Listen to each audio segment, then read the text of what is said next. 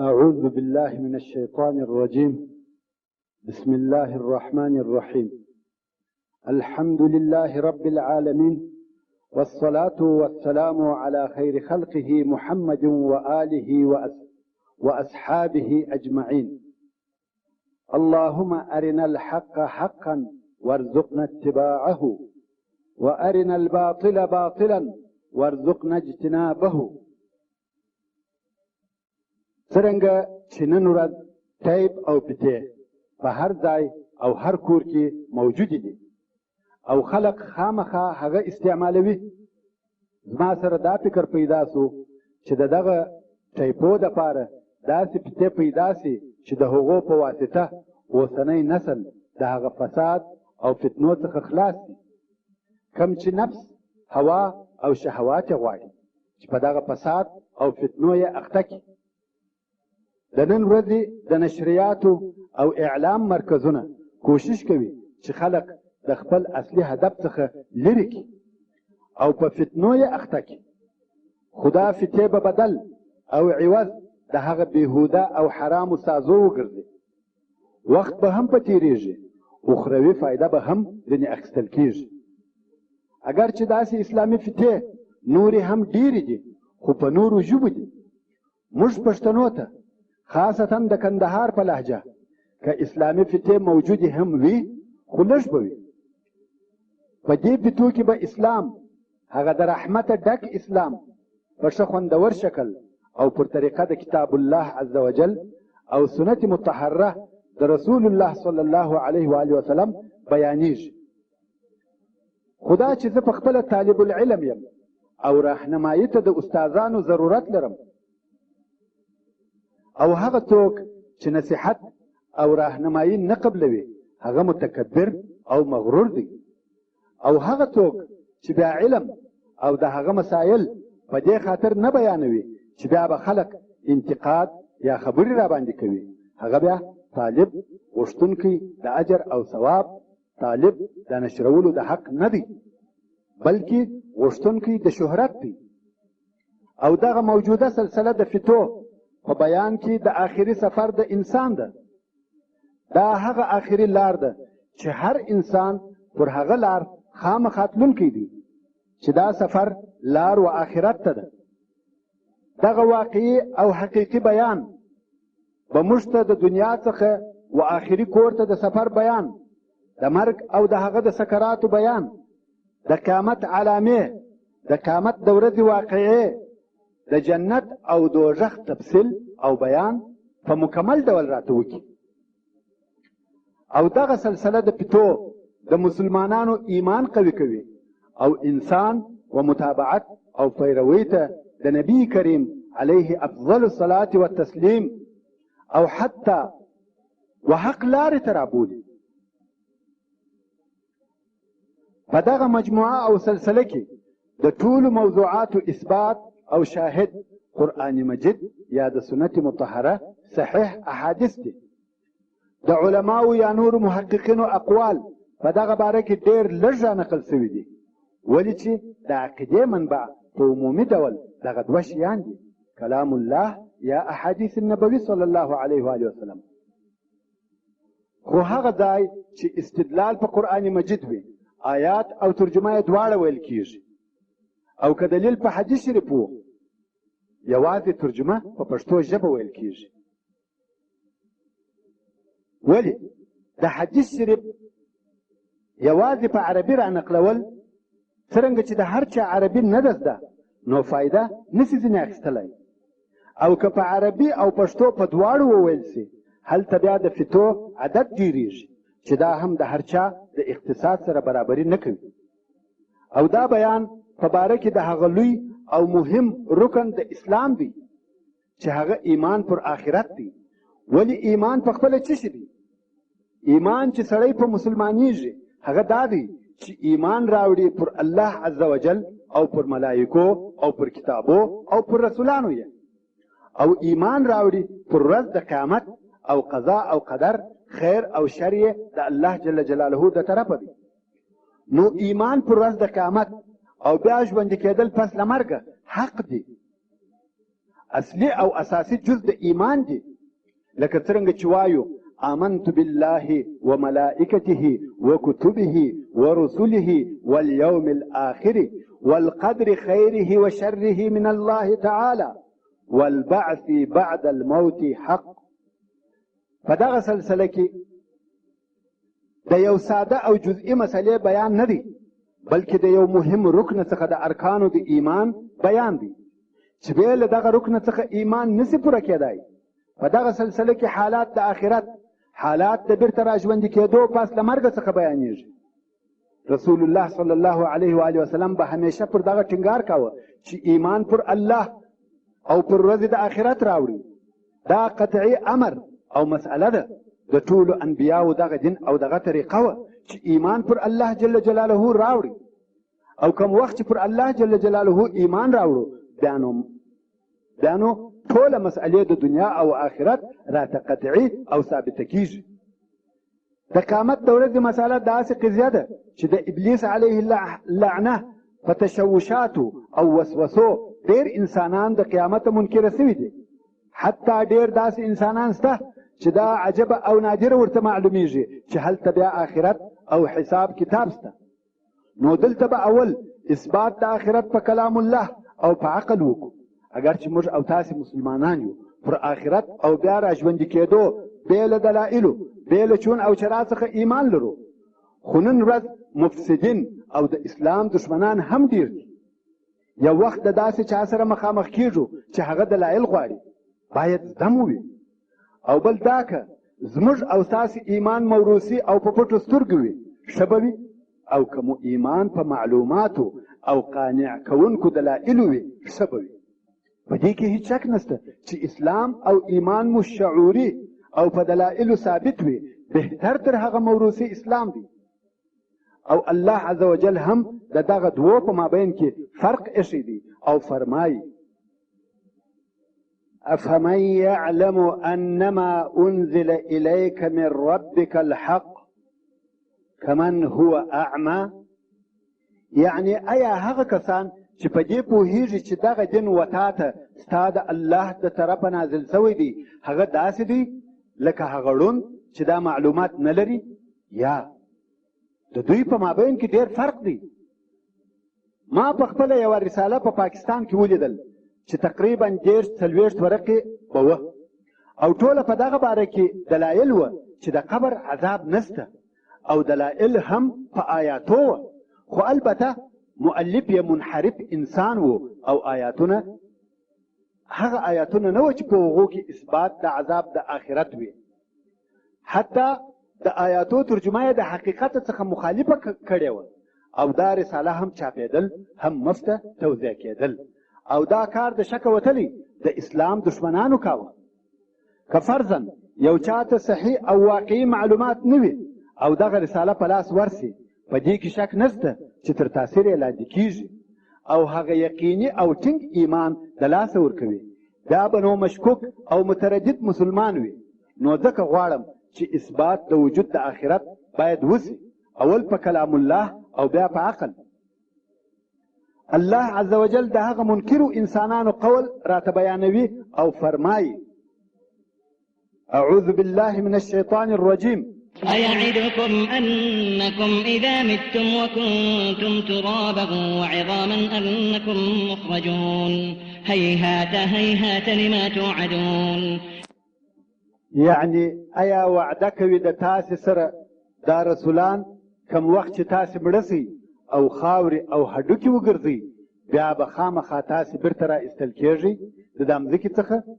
یعنې بعثت او بیا ژوندي کېدل ډېر لرې دي، ډېر لرې دي، هېڅکله نشي کېدای هغه شی چې ستاسې سره یې وعده کېږي. او بیا به کفارو ویل إن هي إلا حياتنا الدنيا نموت ونحيا وما نحن بمبعوثين.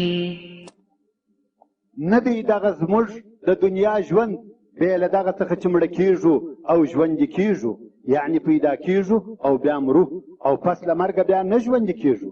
دا هغه د منکرانو دلایل دي او نور ډېر آیاتونه شته چې د دغه قضیې په باره کې خبرې کوي. مګر کلام الله د دغو منکرانو دغه نظر او عقیده ورردوي. او قرآن مجید عجیب ترین کلام دی او د هغه د اعجاز سره هیڅوک برابري نشي کولای. د دغه منکرانو رد او جواب وایي، خو دا رد په دلایلو او منطقو پر اصولو برابر قانع کوونکو منطقو وایي. د قرآن کریم د بیان طریقه داسې طریقه او طرز بیان دی چې فیلسوف او عام سړی دواړه په پوهېدای سي. د دغو منکرانو قطعي او لازمي رد ویلی دي. هغه منکران چې د آخرت او بیا راژوندي کېدو څخه منکره دي. الله جل جلاله فرمایي: ایحسب الانسان ان یترک سدى. آیا انسان دا ګمان کوي چې عبث او بیکاره به پرېښول سي؟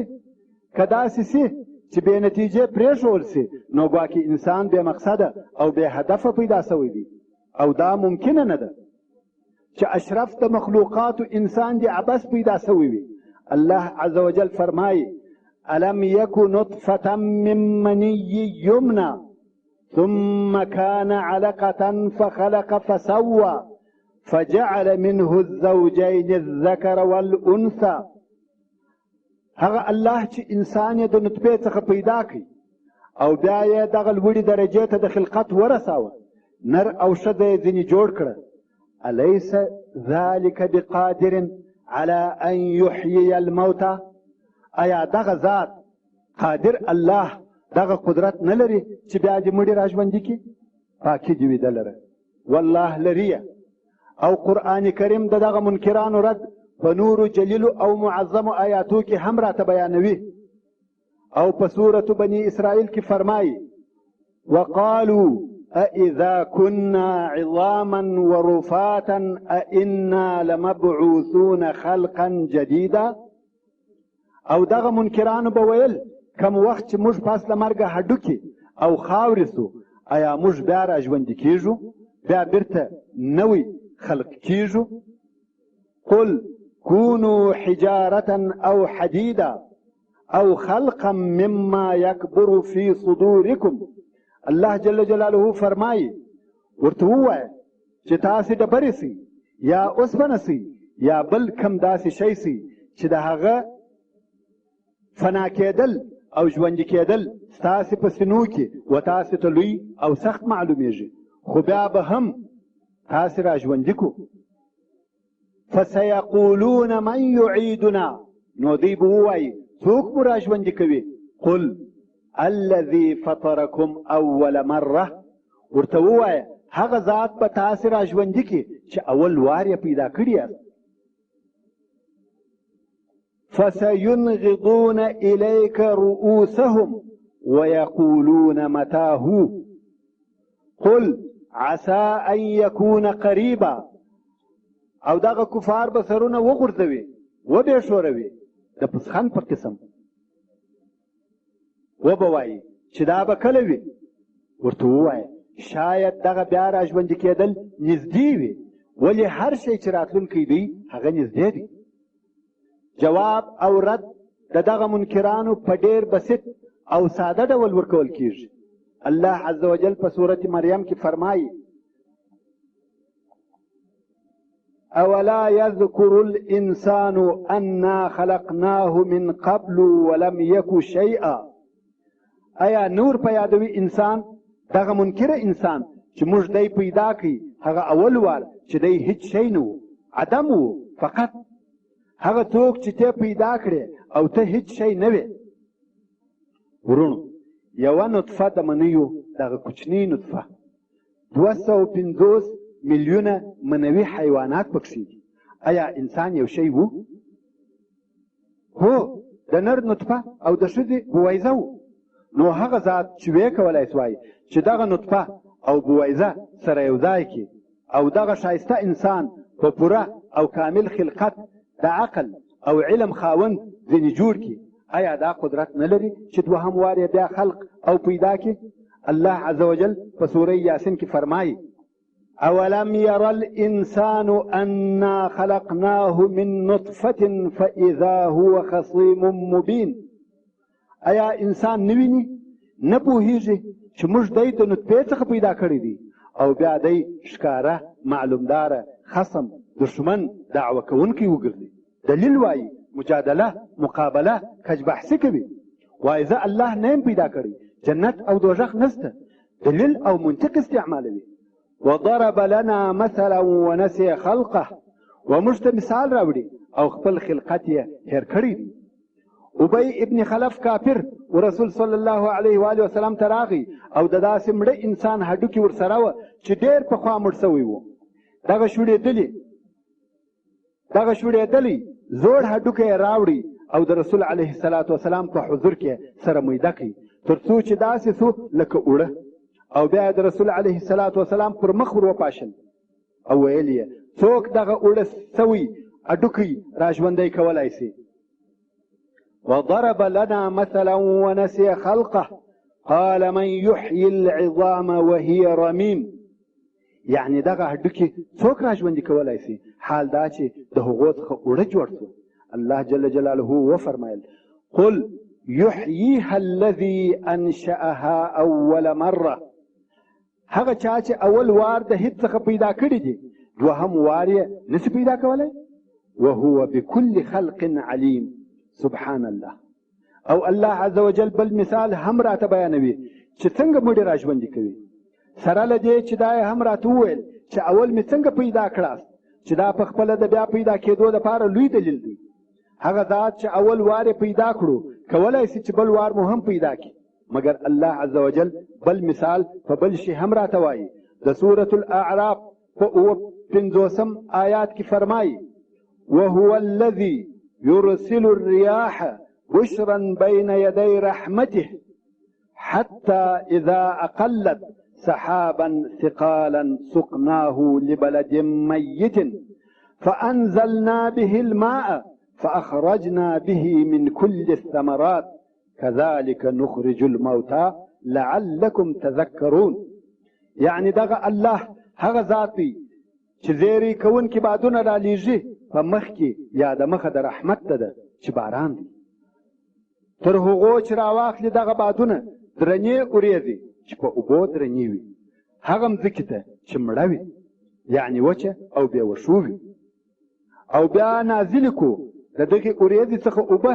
او بیا په دغه اوبو د دغه وچې او مړې مځکې څخه قسم قسم میوې راباسو دا ژوند و دغه وچ دشت او صحرا ته د کومې خوا راغی كذلك نخرج الموتى مړي هم په دغه قسم را ژوندي کوو زموږ د قناعت لپاره دغه مثال ښکاره او واضح مثال دی دغه قرآن چې هم بسط او آسانه دی او هم معجز دی زموږ لپاره کافي دی ورونو زموږ دغه بحث او څېړنه د آخرت د دنیا د ژوند لپاره ډېره لو او مهمه فایده لري یو څو فایدې به د دغه بحث او بیان د آخرت د مثال په ډول درته ذکر کړم اول دا چې اصلا ایمان پر قیامت او ایمان پر بیا را ژوندي کېدو د عقیدې یو مهم اساس اصل او جز دی بې له دغه عقیدې څخه موږ نسو مسلمانان کېدای او انسان چې بیا ایمان ونه لري هغه انسان نو څه ارزش او قیمت لري الله عز وجل د سورة الطور په سر کې فرمایي بسم الله الرحمن الرحیم والطور وكتاب مسطور في رق منشور والبيت المعمور والسقف المرفوع والبحر المسجور الله جل جلاله قسم او بیا قسم یادوي چې ان عذاب ربك لواقع ما له من دافع يعني بشکه عذاب در رب ستا خامخا واقع کیږي پر هغه مستحق خلقو او نسته هغه عذاب لره هیڅ دفع کوونکی نو دا داسې مسله ده چې باید خامخا په زړو کې ثابته شخه او یقیني سي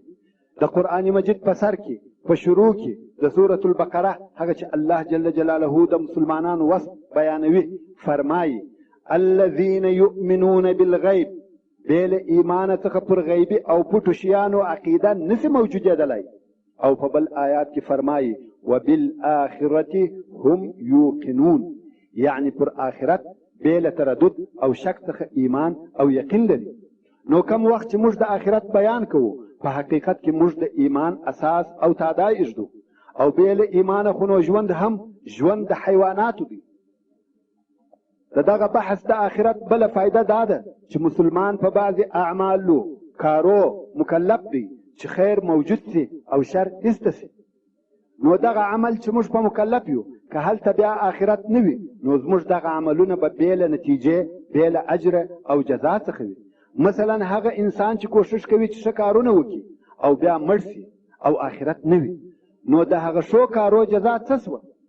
الله عز وجل د سورة البقره په 281 نمبر آیات کې فرمایي واتقوا یوما ترجعون فیه الی الله، وبېرېږئ تاسې د عذاب څخه د هغه ورځې چې بیرته د الله جل جلاله و طرف ته بیول کېږي.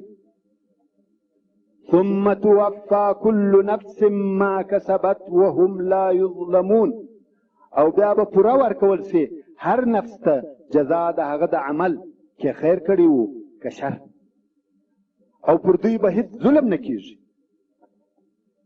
نو هغه کار او عمل چې ته کوې هغه به بیا در سره کیږي. د هر عمل دپاره جزا سته. او درېیمه فایده د وجود د آخرت او د هغه د بیان دا ده که آخرت نه وای انسانانو به په نفسي عصبي او روحي عذاب کې ژوند کولی. هغه مجرم چې هم قتلونه غلاوي او فسادونه کوي او هم د دنیا په نعمتو کې اوسیږي او په دغه نعمتو کې پسې مړ سي. مثلا یو ظالم سرکشه خدای ناترسه انسان ظلم کوي، د یو چا پر مال ناموس جایداد تجاوز کوي او هغه مظلوم د خپله ځایه شړي، ټول شیان یې دغه ظالم اخلي چې دا کارونه نن ورځ ډېر پیښ شوي او پیښیږي. او دغه ظالم په هوسایي او نعمتو کې ژوند کوي او هغه مظلوم په ناامیدۍ او مشکلاتو کې ژوند تېروي. که هلته آخرت او سوال او جواب نه وي دغه مظلومانو به په کم روحي او نفسي حال کې ژوند تېرولی چې دغه امید یې نه وي چې هلته بیا ورځ د حساب سته، عدل او انصاف سته او جزا سته. نو څه حال به وای؟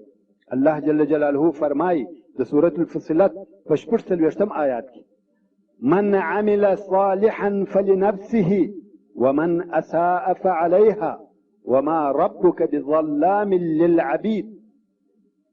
یعنی هر څوک چې نیک عمل وکړي د هغه د خپل ځان دپاره دی او هر څوک چې بد کار وکړي هغه پر ده باندې دی او ستا رب پر بندگانو ظلم کوونکی نه دی.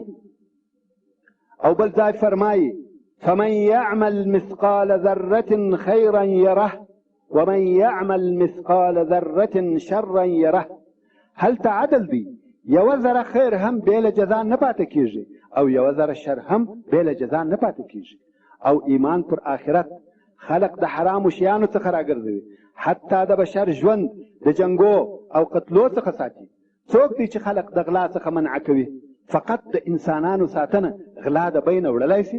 یا انسان په خپل قوت او ساتنه غلا نسي ورکولی. ښکاره مثال یې دا دی چې یو وخت د امریکا په نیویارک کې ناببره برق ولاړی، په دغه شپه 2000 میلیونه ډالر غلا سوه. د دغه واقعې لیدونکی قسم اخلي چې ما په خپلو سترګو ولیدل چې یو سړي به په ډبره د دکان انداره ماته کړه او د دغه دکان شیان به په خپله خوښه وړل. هلته نه پولیس څه کولی سوای نه بل چا. څوک خلق د دغسې غلطو کارو څخه منع کولی سي؟ ایمان پر آخرت. چیرې چې ایمان وي هلته امان وي. څوک تا مجبوره کولی سي چې د غریبانو او مسکینانو سره کومک وکړه؟ فرق د ایمان پر آخرت او د بې ایمانه د دغه یوې محاسبې څخه معلومېدای سي. هغه دا چې هغه امریکایان چې د حکومت د محصولو او ټکسو څخه تښتي، چم او چمبازۍ په حسابو کې جوړوي، په سل کې 80 ته رسېږي. مګر ایمانداره مسلمانان خپل زکات په خپله راباسي او په خپله و غریبانو ته ویشي. نو که آخرت او پر هغه ایمان نه وي دغه د ژوند نظام به څنګه چلېدای؟ ایمان پر آخرت ټولنه د فساد څخه ساتي. ایمان پر آخرت انسان و حقیقي ژوند ته د نتیجې او فایدې ژوند ته رابولي. که څه هم عمر کوتاه او لږ دی خو بیا هم هر سړی کوشش کوي چې مفید او منتج ثابت شي. انسان پوهیږي چې د دنیا ژوند کوتاه دی. څو کاله به ژوندی یې؟ 80 80 100 200 کاله څونه ژوند کولی شي؟ او دغه ژوند په مقابل کې د آخرت ابدي ژوند څه ارزښت لري؟ نو ایمانداره مسلمان کوشش کوي چې باید د هغه ابدي ژوند دپاره خواري او زحمت وکاږي، پر نیک عمل تلوار کوي. ابو دحداح رضی الله تعالی عنه په آخر کې د ژوند یو چا ولیدی چې ډېر سپین ږیری او ضعیفه و او د جوز د درختې نه حال یې ایښه و. تاسې ته معلومه ده چې د جوز درخته پس له ډېرو کلو څخه میوه کوي.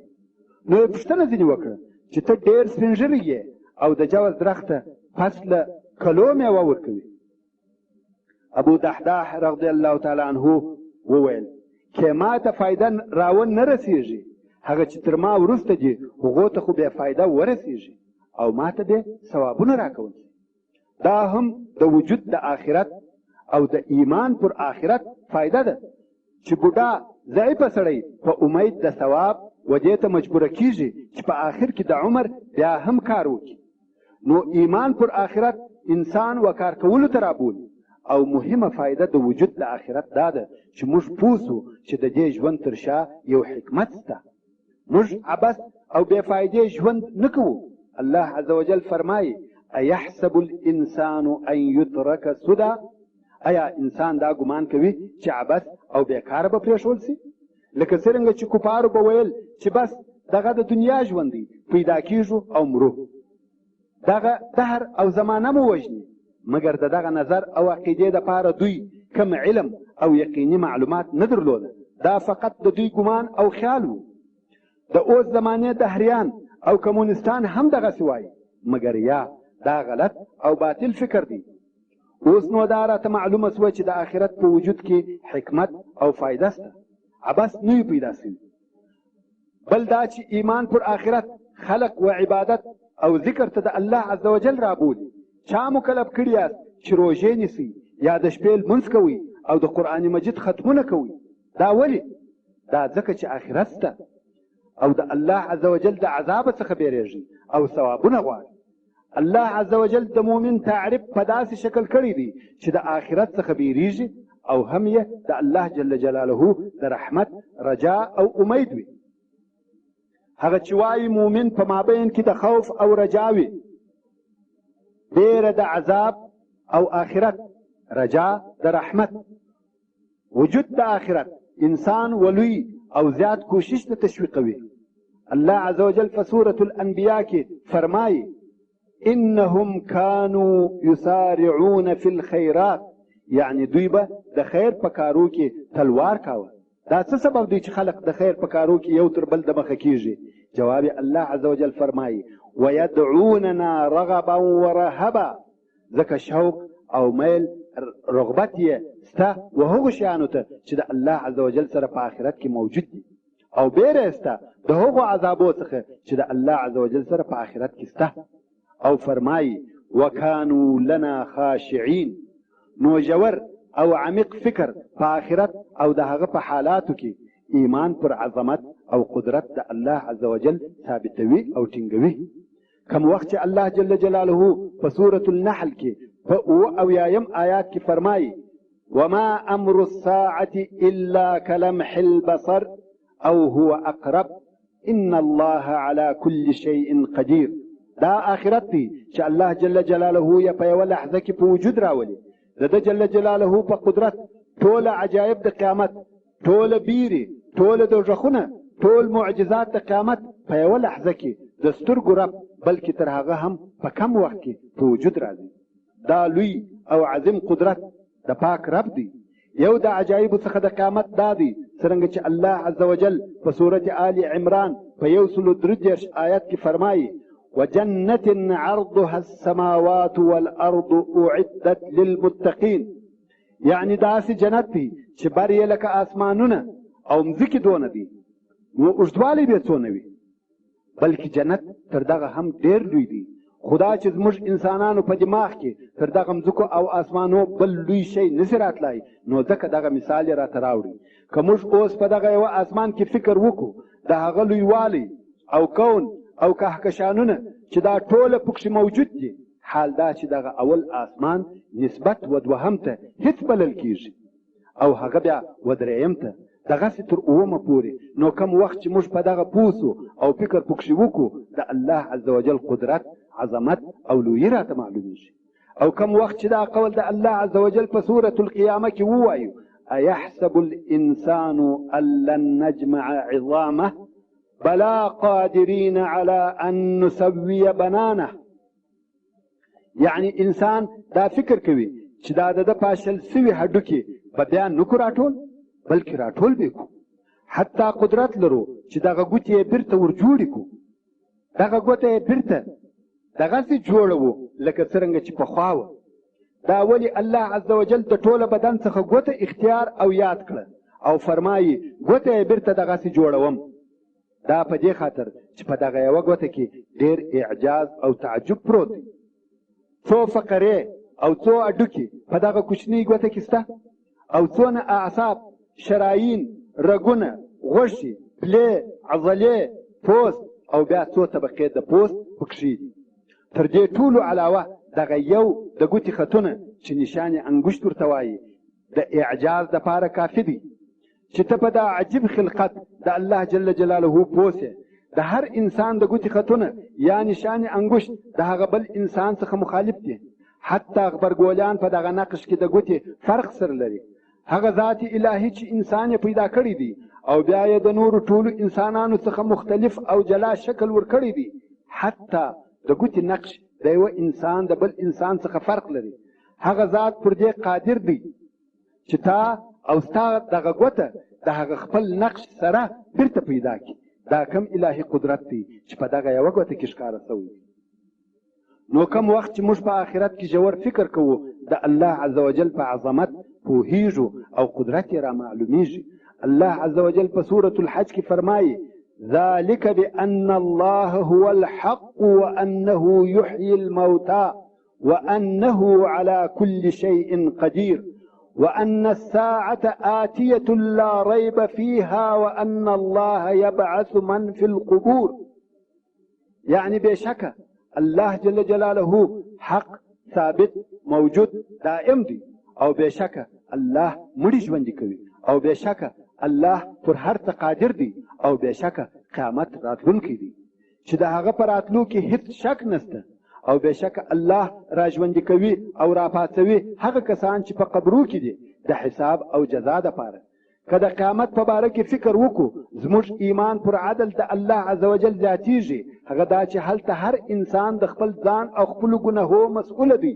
الله عز وجل په سورة النجم کې فرمایي الا تزر وازرة وزر اخرى وان ليس للانسان الا ما سعى.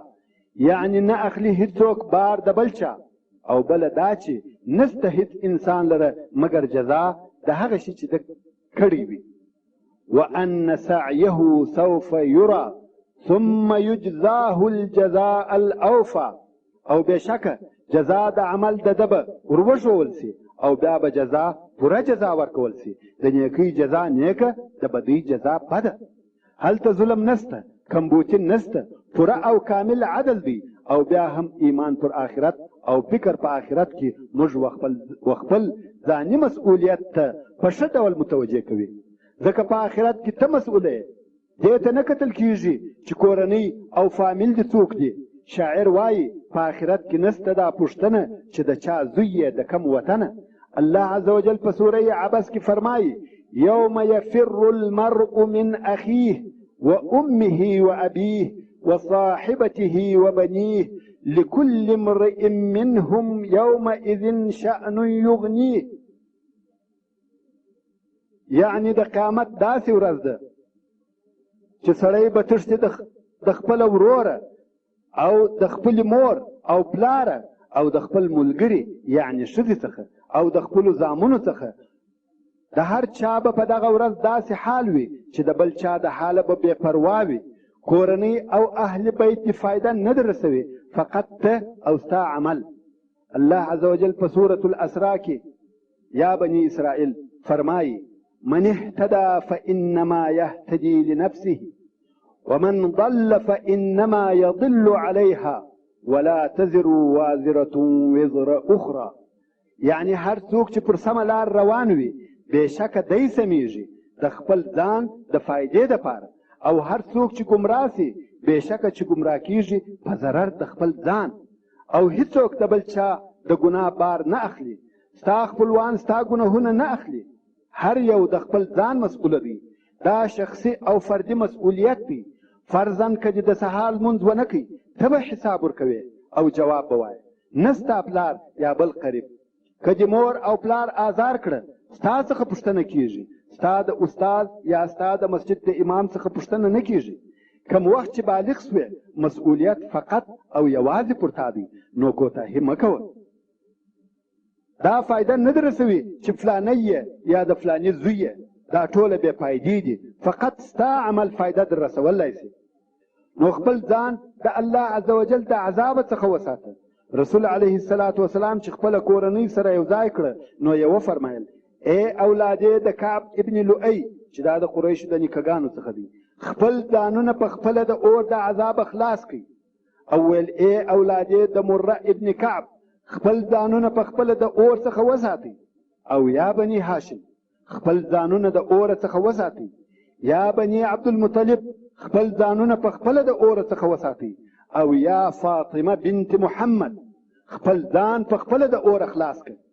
زه د الله د طرفه ستاسې دپاره د هیڅ شي مالک نه یم.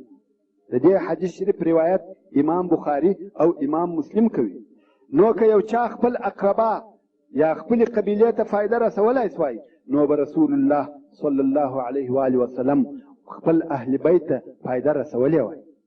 او په خپل رسول علیه السلام فرمایي: ما اغنى عنکم من الله شیئا.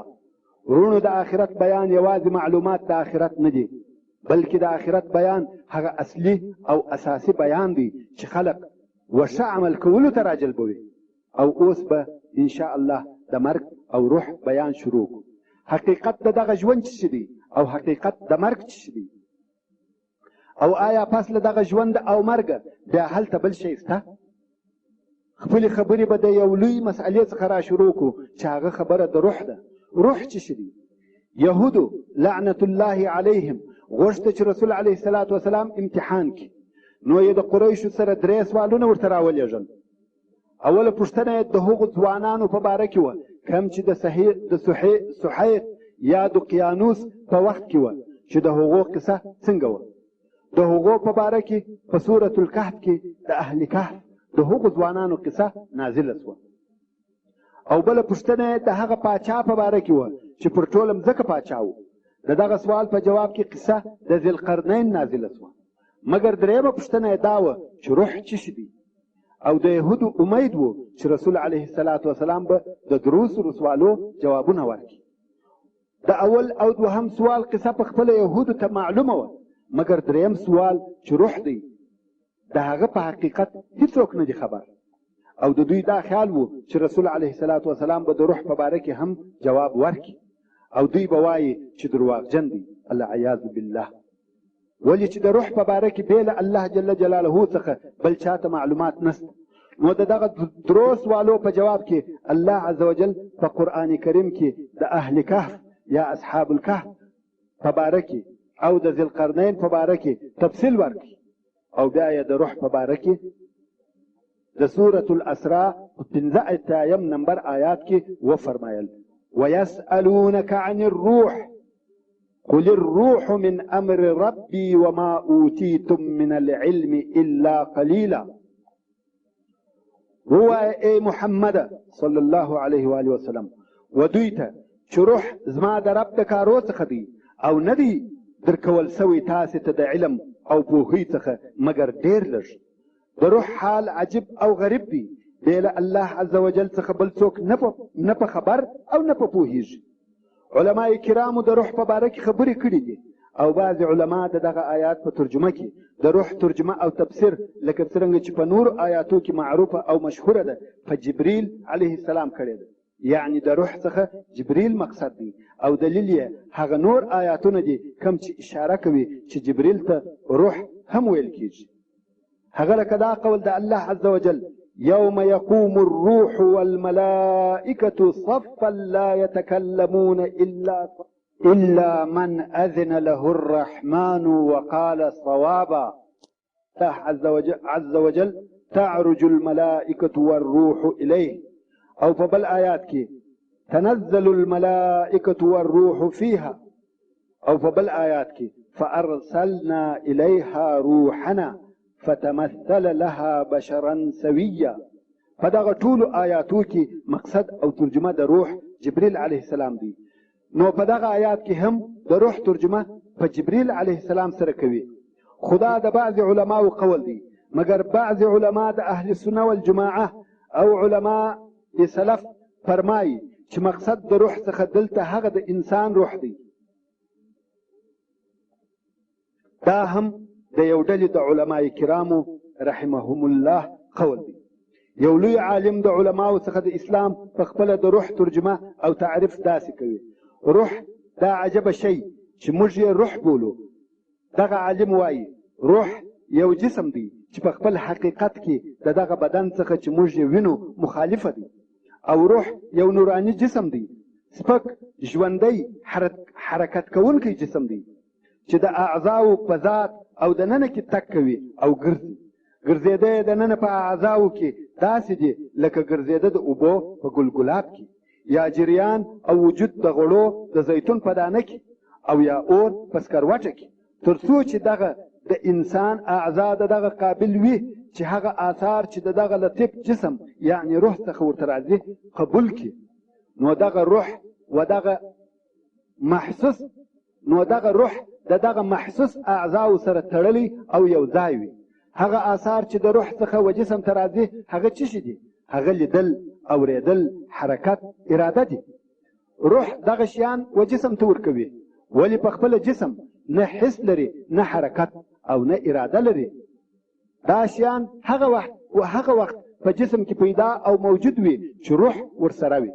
مګر که بیا دغه جسد او اعضا د مرضو او حادثو په سبب فاسد او خراب سوه او دغه آثار د روح یې نسوای قبلولی، نو روح د بدن څخه جلا کیږي او عالم الارواح ته ځي. یو بل عالم الاسلام او امام فرمایي چې انسان د روح او بدن د دواړو څخه عبارت دی، یعنی روح او بدن دواړه سره یو ځای انسان ورته ویل کیږي. او روح یې تر بدن ډېر اهمیت لري، ولی روح دی چې د انسان څخه انسان جوړوي، او بدن د روح دپاره وړونکی او کشونکی دی. لکه څرنګه چې ابو دردا رضی الله تعالی عنه وایي زما بدن زما وړونکی دی، که مې مهرباني پر وکړه مقصد ته مې رسوي، او که مهرباني پر ونه کم مقصد ته مې نه رسوي. او هغه عالم او امام نور هم د روح په باره کې زیاتوي او وایي چې په ورځ د قیامت به ټول خلق یو د بل سره دعوې کوي چې تا په ما داسې وکړه. مقصد هغه بدبختان او ګناهکاران دي. حتی دا دعوه به د روح او بدن په مابین کې هم وي. روح به بدن ته وایي تا بدي او بد کارونه کول، او بدن به بیا روح ته وایي تا پر بدو کارو امر کولم.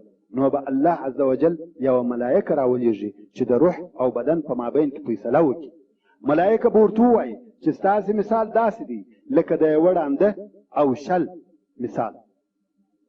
یعنی یو سړی شل وي، پر پښو نسي ولاړېدی، او بل ړوند وي، دواړه یوه باغ ته ورننوتل. شل ولیده چې هلته میوه په درخته زړېږي، شل یې ویني مګر ورتلای نسي. نو یوه ړانده ته وویل زه میوه وینم مګر ور ولاړېدای نسم. ړانده ویل زه ور ولاړېدای سم مګر وینم یې نه. شل ورته وویل راسه ته مې واخله زه بیا وشکوم.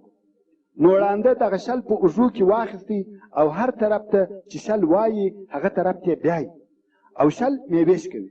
نو ملایکې ورته وویل جزا و کم یو ته ورکول کېږي؟ بدن او روح ورته وویل و دواړو ته ورکول کېږي، ولې په دواړو یې دا کار کړی دی چې میوه یې بې له اجازې واخیستې. نو به ملایکه ورته ووایي تاسې هم دغسې یاست، دواړه مسؤوله یاست. د دغه مسئلې څخه موږ پوهیږو چې انسان جسد او روح دی، او دوی دواړه په اراده کولو کې د انسان د کارو مشترک دي، او پر دوی دواړو ثواب یا عذاب نازلیږي. داسې نه ده چې یو به مسؤول وي او بل به خلاص وي لکه بعضې خلک چې وایي. بله مسله د روح او د بدن د جلا کېدو ده. روح د بدن څخه په څو قسمه جلا کېږي. هغه لوی او مهم جلاوالی یې د مرګ په وخت کې جلا کېده دي چې هغه ته قیامت الصغرا ویل کېږي، یعنی کوچنی قیامت. نو هر هغه څوک چې مړ سي د هغه قیامت شروع سو. په صحیح البخاري او مسلم شریف کې د حضرت عایشه رضی الله تعالی عنها څخه روایت کیږي چې ویل یې اعراب یعنی د صحرا او عرب به ورسول علیه الصلاة والسلام ته راتله او د قیامت پوښتنه به ځینې کول چې قیامت کله دی. رسول علیه الصلاة والسلام به په دوی کې وهغه کشر ته یعنی د هر چا چې به عمر ډېر کم و هغه ته وکتل او وبه فرمایل که دغه ژوندی پاته و دی به سپین ږیری نیسي چې پر تاسې به ستاسې قیامت راسي. ابن کثیر رحمه الله وایي چې د دې خبرې مقصد دا دی چې هر قرن چې ختمیږي دا د هغو قیامت دی، نو د هر انسان قیامت په خپله د هغه مرګ دی. په دغه مرګ دی و آخرت ته داخلیږي. بعضې خلق وایي چې څوک مړ سي د هغه قیامت قائم سو. دغه خبره صحیح ده په دغه معنا چې آخرت ته داخل سو. دا د ابن کثیر تفسیر و د دغه حدیث په ترجمه کې. اوس نو د انسان دپاره یو وفات